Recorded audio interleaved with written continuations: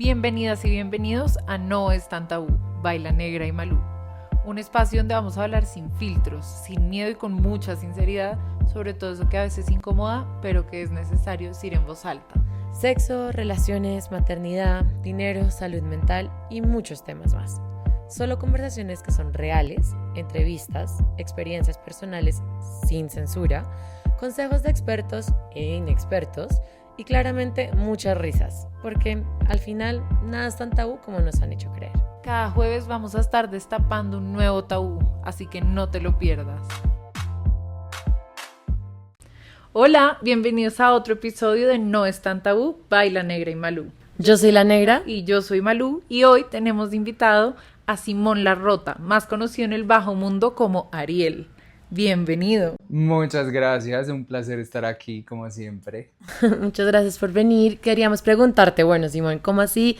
¿De dónde viene Ariel? O sea, ¿cómo es esa historia tuya? ¿Cómo arrancas? Yo me llamo Simón, pero Ariel empezó como mi personaje drag y luego lo adapté como al personaje con el que me presento públicamente en redes sociales, en fiestas, que suena un poco loco, pero se ha convertido como que Simón es algo más personal. Soy yo en mi casa, en el trabajo, como detrás del maquillaje, detrás del drag y también detrás de las redes sociales, que es lo que le presentamos como al mundo. Listo, súper, ¿no? Lo máximo. Entonces, quería entender cómo fue tu proceso de conocer a Ariel, cómo nace Ariel y como antes de que llegara Ariel, como que tuviste un proceso de autodescubrimiento como en tu sexualidad y cómo fue ese proceso como para salir con tu familia, claramente. Con mi sexualidad y con todo, yo siento que ha sido como un viaje de descubrimiento que pues el drag te ayuda a conocerte mucho más y a afianzar o a construir tus relaciones contigo mismo, con tu cuerpo, con los demás. Entonces ha sido muy interesante. Pues yo desde chiquito siempre era muy marica, o sea, era el niñito más maricón de la vida. Yo creo que mis papás no se debieron haber sorprendido tanto en retrospectiva porque todo el mundo ya sabía. Porque siempre fui muy femenino y muy lo que la sociedad decía que era hacia las niñas. O sea, yo en el colegio cero jugaba fútbol, cero tenía amigos hombres porque no teníamos nada en común. Siempre tuve grupo de amigas niñas. De hecho, en el colegio cuando nos separaban como en educación física nos separaban como niños y niñas y yo, ay no, mi ciela, yo me voy con las niñas, gracias. Siempre desde que era muy pequeño me encantaba La Sirenita, o sea, obsesionado, tenía la película en VHS, aunque no parezca, porque nos vemos súper jóvenes, somos de la época del VHS, entonces tenía el VHS de La Sirenita, cada vez que iba a la finca era como metido en la piscina jugando a la sirena. Cuando era pequeño, yo tengo una prima que es de mi misma edad, entonces crecimos como hermanos básicamente, y ella sí tenía la fantasía, o sea, todas las Barbies de la vida, tenía la Barbie de Shakira y yo era como, ¡oh no! Y yo iba a su casa y me quedaba a dormir y era como jugamos a las Barbies, porque además mi prima grande le heredaba la casa, el carro de la Barbie, o sea... El avión, yo tenía el avión. El mundo de sueños. Paraíso eran las Barbies. Y yo, bueno, voy donde mi prima, vamos a jugar con las Barbies, y ella como, ay no, qué pereza, y yo, ¡ah! O sea, literal me despertaba antes que ella y yo era feliz con las Barbies como, tarararara. Hacíamos intercambio, entonces ella me daba una Barbie con una bolsa llena de ropitas, yo le daba un Max Steel, ella creo que ni lo miraba. El novio perfecto para las Barbies. Y la empleada de mi casa me las escondía y me las quitaba y decía, eso es para niñas. Y yo como, qué horrible. Disculpa. Y cuando ya tenía como 15 años, en un viaje entramos a un Disney Store y vi la Barbie de la Sirenita espectacular, el pelo le medía como, era más largo que la Barbie, la compré y yo, wow, la amo. Empecé como a sentir como ahora que soy grande, uno se cree grande cuando tiene 15 años, ya puedo como tener mis propias cosas, comprarme mi Barbie, y empecé como a aceptar más el lado femenino. Yo salí del closet muy temprano, salí a los 12 años, la verdad. Pero ahí te interrumpo, es un tema de que saliste públicamente, pero tú siempre lo supiste. Sí. O sea, nunca hubo un momento donde pudiste haber dudado. Yo pensaba que esto era algo que solo me pasaba a mí y ahora que hablé con alguien más me contó que le pasaba lo mismo Sí. pero no tan pequeño, a mí me pasó muy pequeño que yo me miraba al espejo y yo decía como, o sea, vamos a entrar a la parte problemática de la autoestima, yo era como, porque los niños de mi curso de primero son tan lindos y yo no, y yo era como, qué manes tan papacitos, obviamente en esa época no lo entendía, pero como que sentía una atracción para ellos, hacia ellos, que no sentía con las niñas, pues obviamente uno cuando chiquito es como, ¿te gustan las niñas? Y uno, bueno, ¿quieres ser mi novia? No. ¿Tú quieres ser mi novia? No.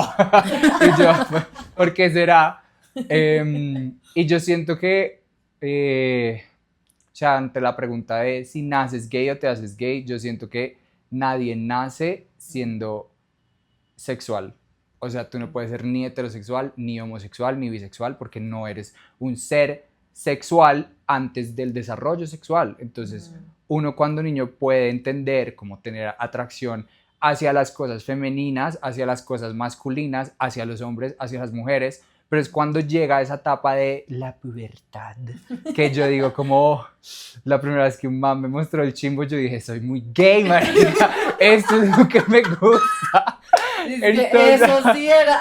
Entonces, como todos entendían que yo era gay, menos yo, digamos que tuve como experiencias no sexuales, pero como con no, De atracción, de ajá, afinidad. y como que las otras personas, o los niños más grandes del colegio también se daban cuenta. Entonces, tuve como unos acercamientos que me llevaron a tener muy claro como sí soy gay. Entonces, yo siempre he sido una persona muy transparente, muy honesta en mi forma de ser. A mí nunca me interesó como tratar de encajar, era como no encajo con los niños, pues ¿qué me importa? Entonces dije, ¿cómo es? Salgamos de esta.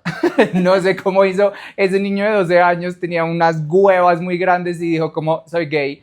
Y la estrategia, creo que no estoy seguro si lo pensé así, pero fue muy inteligente. O sea, le mandé un mensaje a un man de, yo estaba en sexto, y le mandé un mensaje a un man de octavo, como, oiga, no, pero, usted o sea, me gusta mucho. O sea, go big or go home. O sea, Literalmente. coqueta desde chiquita. Ariel. Y eso fue justo antes de irnos como a una excursión que teníamos. Yo mandé el mensaje y me fui. Y ahí les dejé ese verguero. Y fue buenísimo porque no tuve que contarle a todo el mundo como soy gay. Sino que llegué y ya todo el mundo sabía todo. Todos dense por enterados. Todos desde por enterados.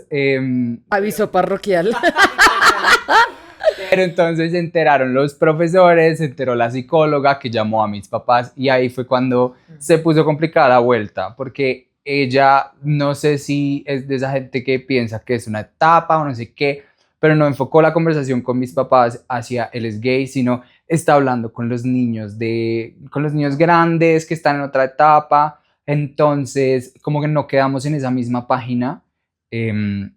Hubo como esa tensión, duramos muchos años sin hablar del tema y pues yo igual tenía que seguir existiendo, seguir yendo al colegio, seguir yendo a una iglesia en donde un hijo de puta predicaba que Dios se vomita en los gays y yo, pastor, ¿en qué versículo? Entonces retomamos el tema ya cuando yo estaba un poco más grande. Esto pasó cuando estaba en sexto y cuando yo estaba en décimo. Tuve una crisis de trastornos alimenticios con los que llevaba viviendo mucho tiempo, pero no era consciente hasta que llegué a un punto en el que mi cuerpo no estaba bien, mi mente no estaba bien y no solo emocionalmente, sino mentalmente no rendía en el colegio, pues porque si tú tienes un carro y no le echas gasolina, pues no arranca. Total. Entonces, O tratar de echarle gasolina sabiendo que el carro necesita pues aceite o sabes como que ajá, porque exacto. es tratar de trabajarle a cosas que pues en el fondo por más de que a ti te trataran de decir no es que se puede curar ser gay y es como no, ese no es, o sea, tengo muchas cosas detrás que son que si no les trabajo no voy a llegar a estar donde estoy. Es que se vuelve una bola de nieve, ¿no? Porque se volvió como el elefante en la habitación. Omitir Claro, por completo no parte hablar importante es lo de peor. quién eres. Que creo que desencadenó en, pues termina siendo evidente un poco como esa somatización de lo que se estaba callando en tu casa. También. Termina siendo ese trastorno. ¿Cómo fue eso?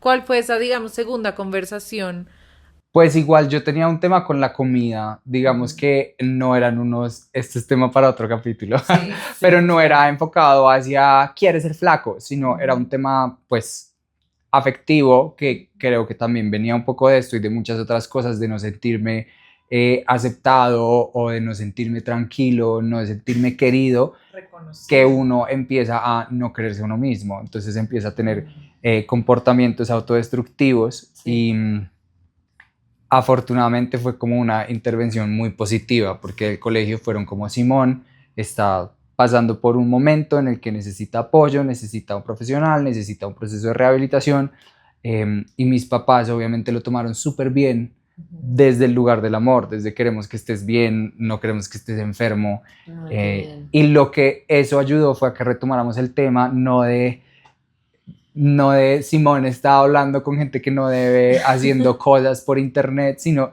Simón es gay y es parte de lo que es y ya aceptémoslo, o sea, no girar en torno de que soy gay, sino de ahí partir a que estoy teniendo un mal momento, quiero esto, necesito esto, pienso esto, no quedarnos en el hecho de ser gay, que es algo que ya deberíamos tener tan normalizado, sino avanzar, cubrir, chulear esta casilla y ver qué sigue, porque tenía muchas cosas en ese momento.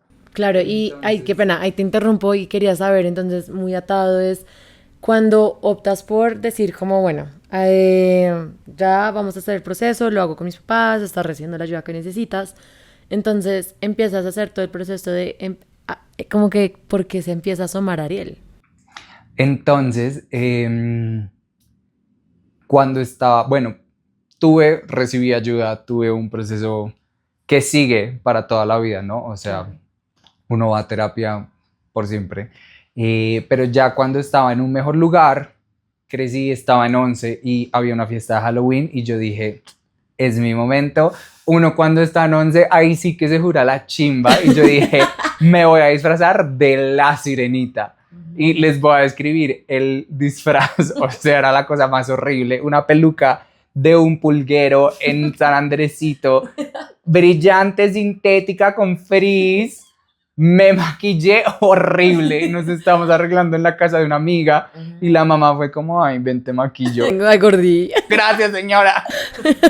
Y me veía, o sea, me veía horrible. Foto. Por favor, gracias. Cada una foto de cómo hago drag ahora.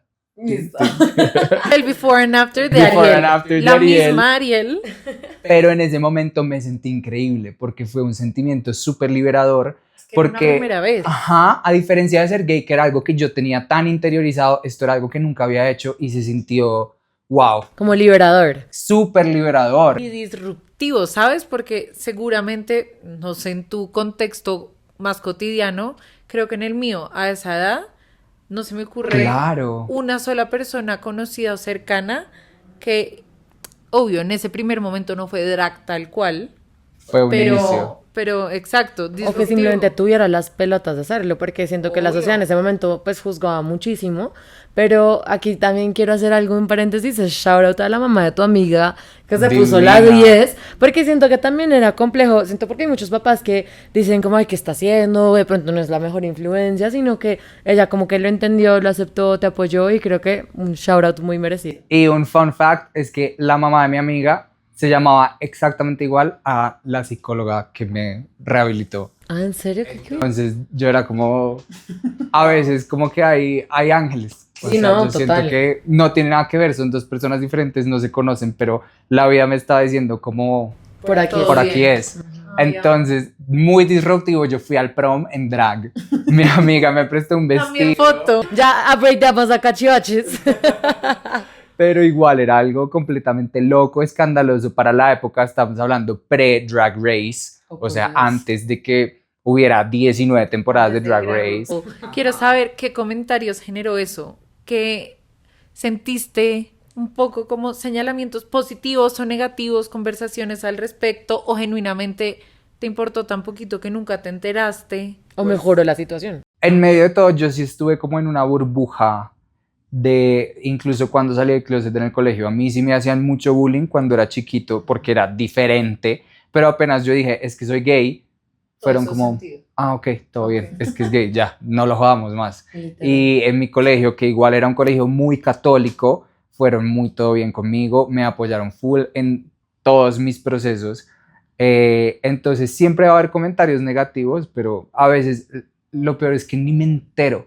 O sea, yo no sufro con que los haters me mandan mensajes. Bueno, ayer porque al parecer me comí el novio de alguien y yo no sabía. Pero mucho de lo que me pasa es que me entero después como, oye, yo no sé quién dijo que tú eras y yo ni me entero. Y Sí. también siento que estoy rodeado de mucho amor de mi familia, de mis amigos, de la gente con la que me rodeo, entonces también estoy muy blindado. He tenido mucho hate, por decirlo así, pues muchos comentarios negativos, destructivos, pero no me concentro en eso, pues porque es como si no existiera. ¿Cómo fue? No sé si fue necesario, si lo hiciste, pero poniéndome como en esa situación, si fuera yo, hubo una conversación antes en la casa, sentándose a comer con la familia, diciendo, decidí que voy al prom de vestido y en drag. Es que es un tema. Yo soy muy brillante y me eché 11. La semana antes de graduar fueron como, tú no. Vas a Tú repetir. no te gradúas, tú vas a Ok. hacer 6 meses de cálculo y estadística y programación porque no. No, Y yo, Michela. eso fue muy duro para mis papás Claro. porque ellos tenían en su mentalidad obviamente lo mejor para mis hijos y vienen de una época en la que era una estructura muy lineal. Entonces, vas al colegio, Te sacas gradúas. buenas notas, te gradúas, entras a la universidad, sacas buenas notas, te gradúas, tienes un buen trabajo, tienes plata y Tienes una familia, tienes hijos. Así se mide el éxito. Entonces, yo creo que incluso eso fue un golpe aún más duro para mis papás, que yo no me graduara. Claro. Y ellos dijeron, pues el prom, o sea, los amigos, yo fui con los papás de mis amigos porque mis papás dijeron, ¿prom Tú de no te qué? O sea, gradúas. no hay nada que celebrar. ¿Para qué vamos a ir a una fiesta? Entonces dije, ¿cómo? Listo, perfecto. Ustedes quédense en la casa y yo Me voy con Ariel. me voy con Ariel para el prom. Pero entonces también era este problema de que no lo estaba hablando con mis papás. Entonces, porque sabía, eso sí lo tenía súper claro, que no estaban de acuerdo y que no lo iban a aceptar. Entonces siempre empezó siendo algo muy a escondidas. Me iba a la casa de mi amiga y ella me maquillaba y ella tales. Entonces el proceso se vuelve cíclico. Eso iba a decir, como que Ajá. pasan de un proceso de como de aceptación de que, ok, soy gay, esta es como la persona en la que soy, vamos a apoyarte, te vamos a apoyar y vuelve a arrancar, Vuelve ¿no? a empezar. Porque Es que entonces también sale soy Ariel. travesti. ¿Te estás acomodando? Ajá. Y pues en esa época, como no era tan mainstream, también los papás de uno pues no conocen que hay gente que le pagan mucha plata por montarse en una tarima y vestirse de mujer y ser drag. Ellos tenían muchas concepciones erróneas de lo que eso implicaba, porque también ellos se criaron en una época en que hay muchos estigmas contra la comunidad LGBT. Entonces, Claro. si eres gay, estás asociado con prostitución, que no tiene nada de malo, con drogadicción, con trabajo sexual, con enfermedades. Y yo siento que el rechazo venía precisamente del miedo, porque ellos solo querían lo mejor para mí y en el imaginario de ellos esto no era lo mejor para mí. Y yo creo que también viene el tema de la falta, pues, de educación, porque como era tan tabú, no se hablaba del tema. Entonces, muy bien estás diciendo en decir que se ata claramente a estas, todas como estas, como súper, pues, Sesgos. como estos, gracias, como estos sesgos que llegan a un punto donde inclusive por tratar de pensar que están haciendo lo mejor para ti, para tratar de protegerte, pues inclusive también puede ser muy dañino para la relación de ustedes porque están muy sesgados y muy como resistentes al cambio, claramente, y después de un cambio que ya tuvieron, entonces sí, súper complejo ahí el tema. Ayudó que yo estudié artes escénicas, que me hizo entender también el drag desde la parte artística. El drag tenía un componente social, pero también un componente artístico, y estudiar como, pues hoy en día, si tú eres drag, ya es normalizado. Es como, ¿qué vas a hacer con tu drag? ¿Vas a bailar? ¿Vas a cantar? ¿Vas a hacer volteretas? Pero estudiando el performance es como ya el hecho de ser un hombre con un cuerpo muy marcado masculinamente, que se pone elementos tan femeninos, eso ya es un statement, eso ya es un acto artístico, político, un performance en sí mismo. Claro. Entonces, en la carrera, obviamente, tuve muchos acercamientos al drag, hice personajes femeninos en obras de teatro, hice shows drag.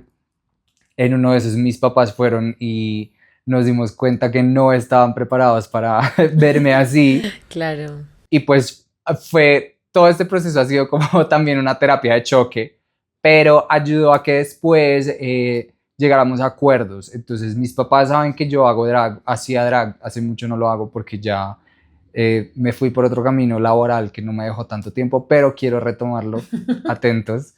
Pero llegamos a acuerdos, ellos ven que hay un closet lleno de pelucas, lleno de vestidos, lleno de tacones, lo entienden, hablamos de eso, pero también yo respeto que si estoy en la casa de mis papás, no voy a estar en drag, porque no son, o sea, no son fans de verme así, porque yo siento que tus papás pueden saber que tú tienes novio y entenderán que culeas con tu novio, pero no vas a culear con tu novio en la cama de tus papás. O sea, Ni no con es... tus papás ahí al lado, ¿sabes? Exacto. Como que siento que son cosas y son límites Ajá. que uno está dispuesto y más ellos en la posición de, pues, como de ceder contigo, de decir como, no, pues llevémoslo al punto donde, pues, podamos vivir con el tema, tú con lo tuyo, yo con lo mío, pero pues simplemente es una forma de hacer la relación más sana. Y ¿sabes qué? Que es cuestión de empatía en ambas vías.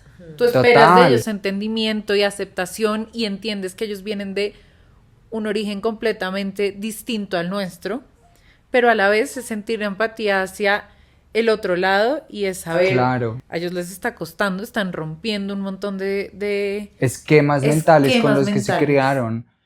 Y lo importante de este acuerdo era que yo no lo hiciera a escondidas porque ellos querían saber que yo estuviera bien. Entonces era súper importante. Entonces me tocó decirles, yo trabajo en un bar en la 85 que se llama así, voy al bar, voy para la casa, porque ellos siempre actúan desde el amor, desde Y es que quiero que sabes estés qué es bien. lo otro, que ahorita la negra decía que es un poco ignorancia porque no se hablaba y siento que es justo lo contrario. Sí se hablaba, pero siempre con una connotación muy negativa, historias de terror, un montón de homicidios a personas que hacían drag, un montón de noticias de enfermedades de transmisión sexual atadas a la homosexualidad, como a Claro. ese estilo de vida que ellos seguramente asociaban con el tuyo. Que tiene una razón de ser, que hagamos un paréntesis como sobre de dónde viene el drag. Culturicémonos. Culturísimo. El 28 de junio de 1969, una mujer negra trans lanza la primera piedra contra una redada de la policía contra un bar gay en Nueva York, y ese es el hito que marca el comienzo del movimiento de orgullo LGBTIQ+, como lo conocemos hoy en día, porque fue el primer momento en el que los gays, entiéndase, los que eran los outcasts, los que eran los rechazados de esa época, se paran y dicen, acá estamos, estos somos, les guste o no. Era un momento en el que, claro, se descubrió el virus del VIH que afectaba principalmente a la gente que usaba drogas inyectables, a los trabajadores sexuales, a la comunidad LGBT. Entonces se hacen estas asociaciones porque no es un secreto que en los 80s era una pandemia el VIH, hoy en día eso cambió, pero afectaba principalmente a estas poblaciones vulnerables y esa es la noticia que a ellos les llegó en esa época. Es un virus que solo mata a los gays. Entonces al COVID le metimos turbo, sacamos la vacuna en un año y el tratamiento preventivo, porque el VIH es prevenible hoy en día, se terminó de desarrollar en el 2011 en Estados Unidos, salió la pastilla del PrEP y hasta el 2021 llegó a Colombia. Quítale 1 o 2 años, si no estoy hablando, pero hubo una brecha de 10 años desde que este medicamento existe hasta que llega a Colombia y se incluye en el plan obligatorio de salud. Yo siento que es una locura y además es que las farmacéuticas en general, la salud es un negocio brutal. O sea, la enfermedad, que la gente está enferma, pues eso es un negocio para todo el mundo. Pero incluso es un negocio que todos los gays del mundo tengan que tomarse una pastilla todos los días para que no les dé VIH. O sea, no es que todos los gays, es que los gays somos conscientes de toda la gente que se murió en los 80s, 90s, incluso en los 70s, y que yo lo veo como una responsabilidad. Hay gente que dice que uno se cuida para uno mismo, hay gente que uno se cuida Para los demás, yo siento que hay un poco de ambas, pero para mí es una responsabilidad pensar que si hace 40 años la gente se podía morir solo por tener una vida sexual normal, es mi responsabilidad respetar toda esa historia, respetar a toda la gente que no puede hacer lo que hago yo, que es todos los días tomarme una pastilla y estar completamente blindado de que me dé VIH. Claro, y además es que es impresionante porque ese tema de la sexualidad también es un tabú, o sea, porque es que, ay no, es que si esa vieja tira con todo el mundo, no es que se verá fufa, o sea, porque, y ese man, no también, o sea, se verá promiscuo, no sé qué, bla, bla, bla, y digo, pero porque si es algo que todo el mundo hace, o sea, todo el mundo hace, ¿sabes? Claro. Como que, pero ahí sí, pa' puertas para adentro, todo el mundo así, no, el más mojigato, la más monja, la más yo no, yo tampoco. Era tabú y no era negocio para ellos salvar a los gays, a las prostitutas y a los drogadictos. Claro. Si no hubiéramos podido desarrollar esto tan rápido como desarrollamos pues son épocas diferentes, la tecnología ha avanzado, pero la tecnología existe hoy en día. Y no lo han hecho, pues como en su totalidad para decir, ¿sabes qué te da esto? Te inyectas esto, ya, o para el cáncer, o cosas Pero así. está en proceso. La pastilla, el PrEP que nos tomamos, que es la profilaxis pre-exposición para el VIH, está en proceso de desarrollarse de forma inyectada para que no sea, no sé qué tan avanzado está, pero entonces en vez de tomarte una pastilla todos los días, te inyectas una vez al mes, una vez cada tanto y eso te ayuda, o sea, verdaderamente tecnológicamente es wow, pero es increíble todo el tiempo que ha pasado desde los 80s hasta acá, que fuera una cosa que afecta al mundo entero, se desarrolla en un año. Entonces es normal que todas estas generaciones de antes vengan con ese miedo Fundado. Sí, que se basa en fundado. hechos de cosas que pasó, que ahora entendemos que no están así y que ya definitivamente cambió, pero viene ese miedo con unos fundamentos. Entonces es precisamente eso, que es tan tabú, que no nos seguimos informando, que no hablamos del tema y que mucha gente, incluso muchos hombres gays, no toman PrEP porque no saben que es gratis con la EPS, que puedes accederlo muy fácilmente y que te puede cambiar la vida. Claro. Y ahí entonces datando, quiero pues hacer como una conexión para ti. Cuando empiezas, pues claramente ya pues tu vida sexual, empiezas a cuidarte y demás. ¿Cómo entra Ariel también en este espectro? O simplemente, o sea, Simón es Simón en ese aspecto y Ariel es tu persona en el escenario. Eh, pues yo decido seguir hacer drag, hacerlo más profesionalmente porque me voy por el lado artístico. No sé si les mencioné, estudié artes, veo el arte drag como un performance. Eh, entonces, marca mucho tu vida, marca mi relación con mi cuerpo. Hacer drag me ayuda montones a avanzar en ese proceso paralelo que yo internamente tenía de mi conducta alimenticia, de mi autoimagen y autoestima, más autoimagen que necesariamente autoestima, y empieza a marcar tu vida porque conoces gente con la que tienes cosas en común. Entonces tú tienes una historia que es el único niño del curso, pero te das cuenta que en cada curso de cada colegio hay alguien con la misma historia y que ahora nos encontramos y nos entendemos y hacemos comunidad porque venimos de lugares diferentes, pero compartimos algo en común que nos da muchas cosas. Te da sentido. Ajá, que te das cuenta que no estás solo. Entonces, Sí. la época en que yo hacía drag, mi top era del drag, que fue cuando estaba en la universidad y trabajaba, lo hacía profesionalmente. Conocí los que hoy en día son mis mejores amigos, que son mis hermanas. En el drag hablamos de familias, de hermanas, y es la gente más cercana, pues de las personas más cercanas en mi vida, porque marcó ese sentirte parte de una comunidad. Sí, Y sentido de obviamente, pertenencia. ajá, exacto. Y también pues marca tu forma en que te relacionas con los otros hombres, porque yo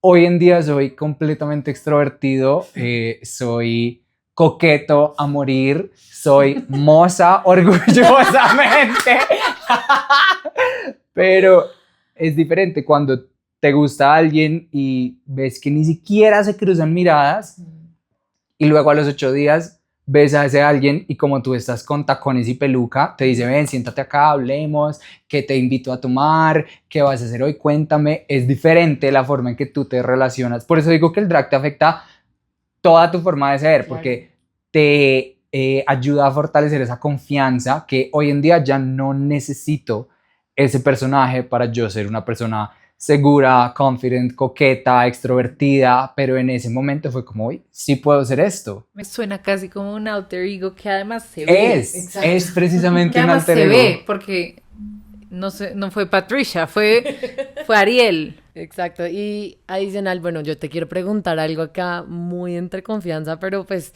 o sea, estamos hablando sin tabú, ¿cómo carajos te escondes tu pipí? O sea, ¿me entiendes?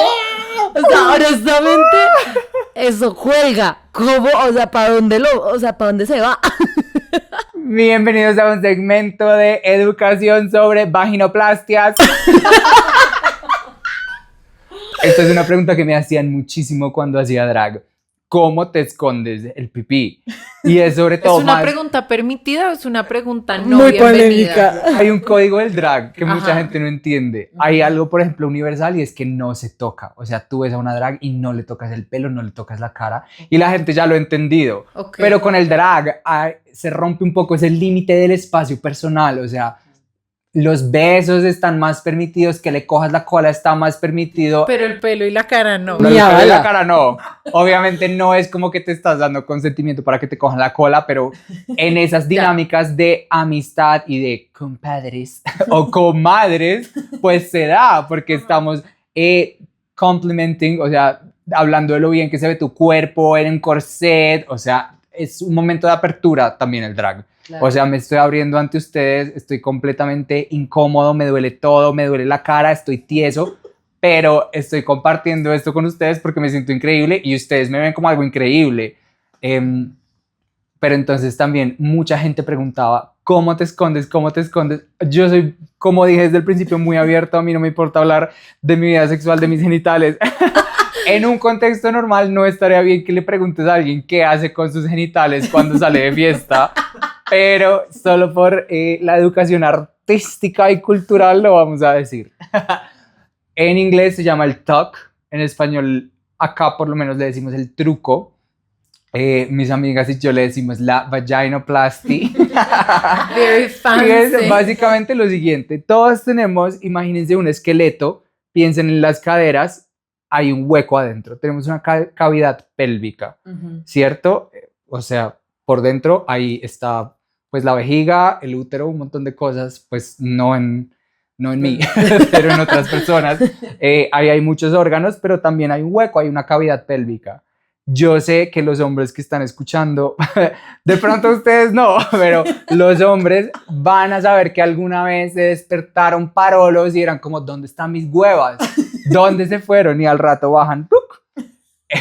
Porque en la erección a veces el escroto se contrae y las huevitas solas se suben a la cavidad pélvica. Es normal, es algo que pasa en el cuerpo. A veces no entendemos la ciencia, pero lo que hacemos entonces es subir las huevas A la cavidad pélvica. subir los testículos a la cavidad pélvica para coger el escroto y el miembro viril, jalarlos hacia atrás, pegarlos con una muy amistosa y muy suave cinta industrial de ductos, la plateada, la de los secuestros. Ok. Entonces, Estás secuestrando tu pipí. entonces tienes un pipí, unas huevas, las huevas se suben, el pipí se baja y quedas con un camel toe Vaginoplastia. divino. Suena súper Doloroso. dolorosa. Pero de hecho, o sea, a menos de que te lo hagas muy apretado, no es doloroso. O sea, puede ser incómodo. Ok. Como que no estás acostumbrado al Ajá, feeling, pero que no te es, duela. no es como los tacones. O sea, los tacones siempre vas a estar en dolor, así te Sí, lo aguantes. exacto. Pero esto no te duele porque el cuerpo te permite subirlas a la cavidad pélvica y el pipí La quitada blandito de se la va hacia cinta. atrás. Eso, la cera. Eso sí es difícil. Desarmárselo, difícil. O sea, siento que eso es, o sea, con cera incluido. O sea, si tú No, ves- no, no, no, no. Haz de cuenta. ¿Quieres ir al baño? De malas. ¿Quieres ir al baño? Escríbele un correo a Yadira Pérez. Ya perdiste. Bueno, y entonces ya sabemos que eso no duele y como bien mencionaste, los tacones duelen mucho porque yo a ti te he visto en unos zancos de En unas Padre y botas. Señor nuestro. Yo que soy un chichón de piso, para que yo mida 2 metros, imagínate el tamaño de los zapatos. No, es que no, yo los he visto. O sea, atención, vamos a subir una foto. Creo que yo la tengo. O sea, si la tengo, la ponemos. Dizque. Pero entonces quería preguntarte, ahí, ¿tienes alguna anécdota o algo que te haya pasado? Porque en verdad siento que Uf. esa escena, todo se puede dar para muchas cosas. Montones. Pues es que, así como dicen, la universidad es la mejor época de tu vida, o cuando yo hacía drag, verdaderamente era una reina. O sea, yo vivía una vida de reina. Imagínate tú antes de pagar planilla, declarar renta, pagar arriendo, tú solamente tienes que ir y vestirte de reina y pasar rico en una fiesta. No, pues marica, la cantidad de historias. Pero hay una muy divertida que me acuerdo muchísimo. Nosotros teníamos un colectivo de hermanas drag y en una de esas hicimos una fiesta de nuestra casa drag. Y O sea, tipo como sorority party, o sea, como algo así. Como los de RuPaul. es algo así. Ok. O sea, volviendo a la época, a la parte histórica, en los 80 si tú eras gay te echaban de tu casa, si tú hacías drag te echaban de tu casa, si te identificabas como alguien trans te echaban de tu casa y encontrabas a esta gente que tiene una historia en común y esa gente se volvía tu familia. Entonces en la tradición drag, la persona de la que tú aprendes a hacer drag se vuelve tu mamá, las personas con las que compartes en tu colectivo se vuelven tus hermanas y por eso hay muchas drag que tienen el mismo apellido. ¿Cuál era el tuyo? Yo no tuve mamá drag, Ay, entonces no. yo me inventé mi propio apellido. En Colombia, Medellín, en Bogotá, hay drags que mantienen el apellido de la persona que les enseñó a hacer drag. Mi apellido drag es XO, entonces Ok. tu drag se llamaría XO si yo te enseño a hacer drag. Sí. Esto es No es tan tabú con Malo y la Negra XO. Yes.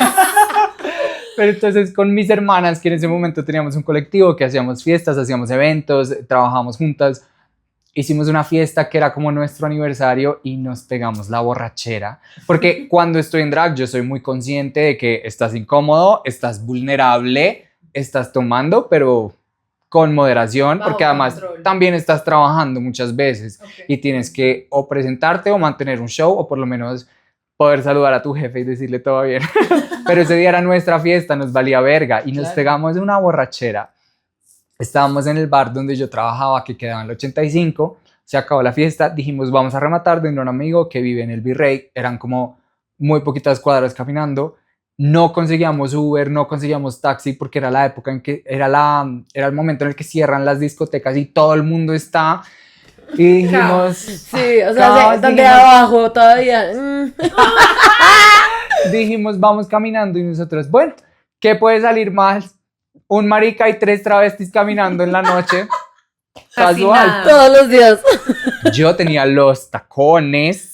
Mi outfit era espectacular, estaba inspirado en Nati Natasha, que es una reina del reggaetón. Era un body hecho completamente de espejos cortados en pedazos Como chiquitos. tú lo hiciste, o sea, Yo lo tú, hice. como mano corté, propia. Ajá, lo pegué No. en un body color piel para que se viera que yo era forrado en espejos. Qué puto peligro ese vestido. O sea, yo no podía hacer así porque ya. Te ahí apuñalabas. quedaba apuñalada. Ah, ok. Pero entonces dijimos, vámonos, salgamos a caminar. Nos fuimos, éramos 3 drags y un amigo que iba como sin camiseta, pero vestido con cadenas, o sea, más súper gays. Tal cual. Íbamos caminando por el Parque del Virrey a las 3:30 de la mañana, todo cerrado, luces apagadas, Que podía salir mal. cagados de la risa, borrachos, pasa una moto, no sé qué, vemos volver la moto y yo, hijo de puta. Y uno se le baja la borrachera y uno... Claro. Me van a atracar. Y yo, marica, ¿qué hacemos? No puedo correr. O sea, yo siempre que voy caminando por la calle veo como allá hay una tienda, allá hay una portería. Yo sé que si alguien me dice, disculpe, ¿qué horas son? Yo salgo corriendo, marica. Pero, ¿qué haces tú cuando tienes unas plataformas de 25 centímetros? No, ya, o sea. Y la moto vuelve y todos como que medio nos miramos como, uy, gonorrea. Y yo, ¡pra! ¡Pra! ¡pra! Pedazo de vidrio, pedazo de vidrio. Toma tu arma, pedazo de vidrio. toma tu arma. Yo no creo que ellos hayan sentido como, uy, marica, unas travestis con un pedazo de vidrio nos van a rajar. Solo vieron unas locas de 3 metros, borrachas, con un pedazo de vidrio, como, ¿qué fue? Y dijeron como, ni Creo vale que la no. pena, la moto arrancó y se fue, pero yo estaba dispuesto a chuzar. Pagamos recompensa para que los de la moto vengan a contar su lado de la historia. Quiero saber, debía haberse visto Tiene que muy ser el mejor día de chistoso. sus vidas. O sea, Ay, eso fue memorable. wow, wow.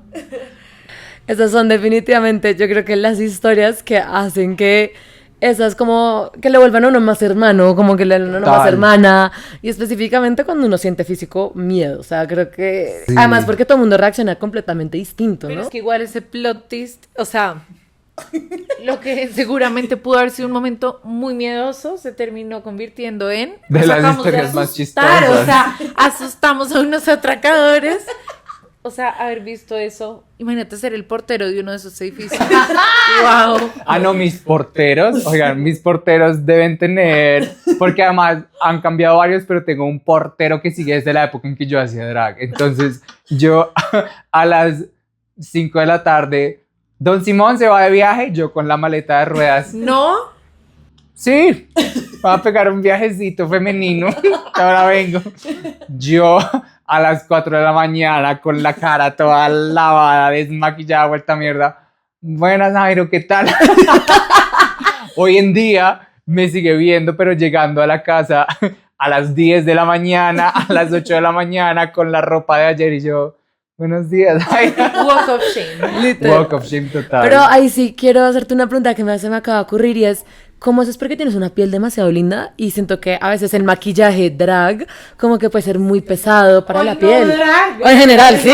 Gracias. Yo siento que soy un borracho muy consciente. Incluso cuando me borracho, llego a la casa y es como lentes, desmaquillaje, dientes y ahí se va a dormir. Y eso que un día uno es joven, al día siguiente ya te preparas, entonces dejas la camita lista, Es dejas cierto, la el Gatorade pijama. al lado de la mesa de noche, dejas la casita de los lentes ahí, la pijama. Me siento halagado, gracias. No, en verdad, es que es espectacular. Además, yo siento que uno se echa unos polvos y ya el grano aquí en el otro aquí y allá. O sea, un maquillaje más Yo en esa espectacular, la época piel era, más divina. era muy juicioso con el desmaquillaje porque es muy pesado para tu piel. O sea, las bases que usan los drags no son las bases que Normales, usan en MAC, sí, ustedes. no. No, o sea, es una vaina de muy alta cobertura, es un maquillaje pesado, tú en algún momento sientes la cara tiesa. Entonces yo era muy juicioso con el skincare. Luego por trabajo me mudé a Cartagena, donde dije, tengo que ser aún más juicioso con el skincare, porque además con el sol a esta distancia, a toda hora, entonces sí me cuido mucho. Gracias por notarlo. No, pero es espectacular. Y además, es que para mí es como un completo honor poder verlo, porque yo nunca, honestamente lo tengo que aceptar, nunca he estado como en un drag show, salvo el tuyo, que nos vimos una vez En Teatrón. No, fue en este Caput. Ah, en Caput. Caput en Pride. Oh my God, además era, o sea, te hiciste un show porque bailabas de una forma que yo digo, ni a o sea, yo me rompo los dos tobillos. Pero como así, el asusto a los de la moto. O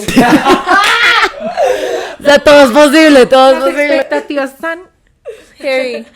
Total, pero a lo que iba con esto era que en verdad me encantaría, como de pronto un día si nos invitas, nos Pues, encantaría ir. Hablando sobre todo esto que hablábamos de que el drag es una experiencia liberadora, yo siento que todo el mundo debería hacer drag una vez en la vida.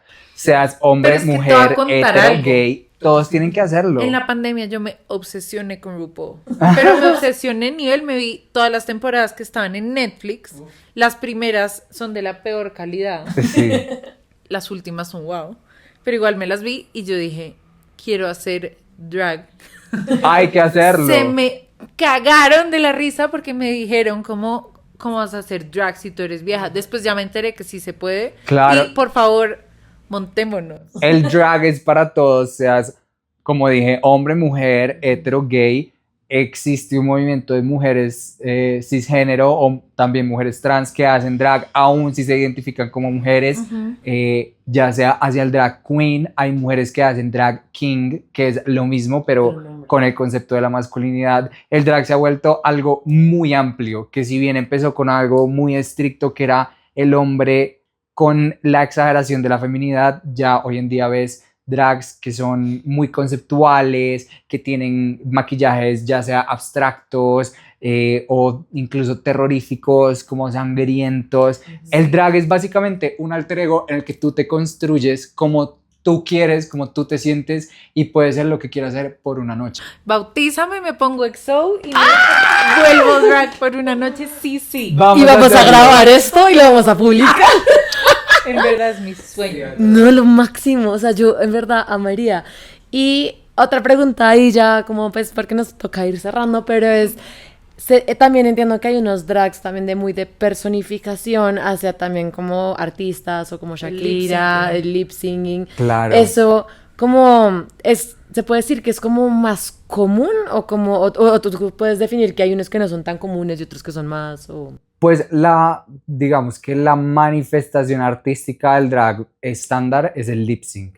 Entonces pones una canción seguramente de alguna diva pop de tu época, sea Cher, sea Madonna, sea Lady Gaga, Beyoncé, y haces el lip sync y el show es ese. Obviamente como que de este núcleo que es hacer lip sync se va para todas partes. Entonces hay momentos de personificación. Drag Race lo volvió muy popular porque en cada temporada sí o sí hay un desafío de personificación. Yo trabajé en un concurso que hacía teatro semanalmente que se llamaba, bueno, era sobre batallas entre cantantes. Entonces yo impersonaba a Shakira y si tú impersonabas a Lady Gaga era Shakira contra Lady Gaga, Shakira contra Nicki Minaj. Era espectacular porque había unas personas que hacían la personificación.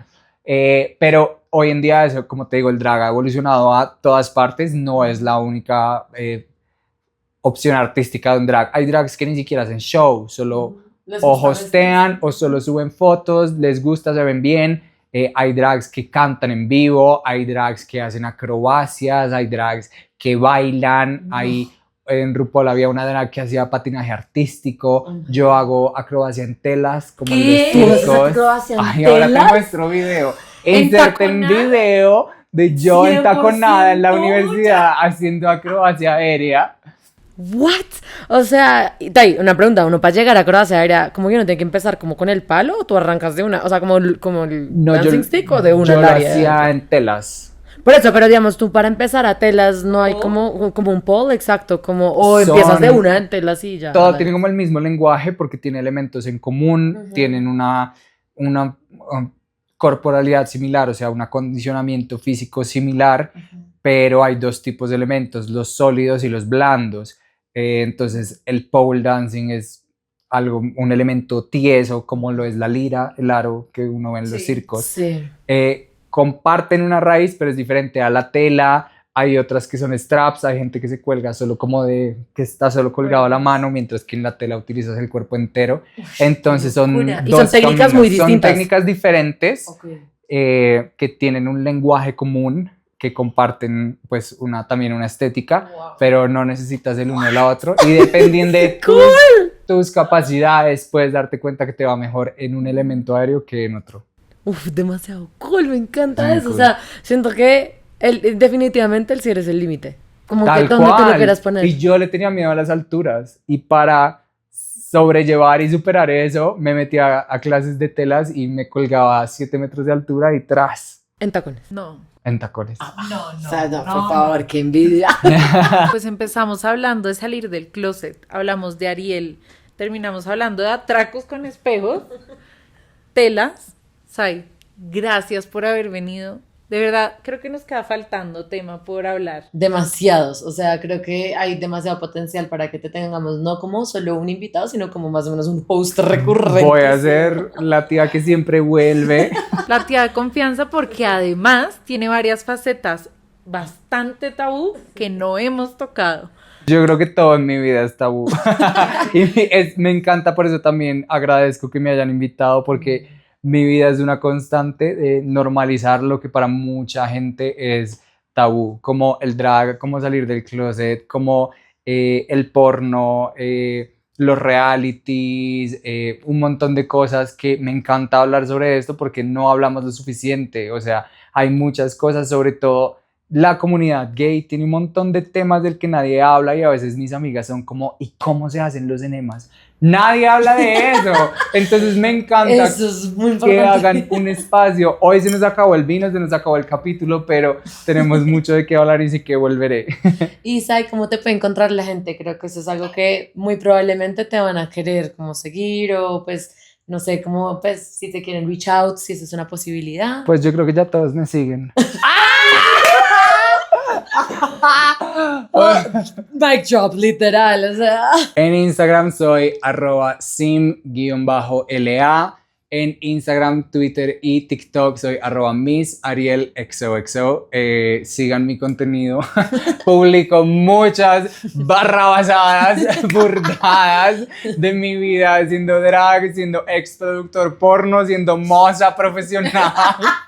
Entonces ahí los veo y nada, pues ahí estaremos compartiendo este gran episodio que me encanta que podamos hablar sobre esas cosas. Me encanta hablar con ustedes, me encanta echar chismecito juntos, entonces muchas gracias por la invitación. Gracias a ti por todo lo que nos compartes y cuentas, la pasamos espectacular. Y definitivamente que se repita demasiado pronto, por favor, o sea, fue lo máximo. Y nos vemos el otro jueves para romper otro tabú. Chao.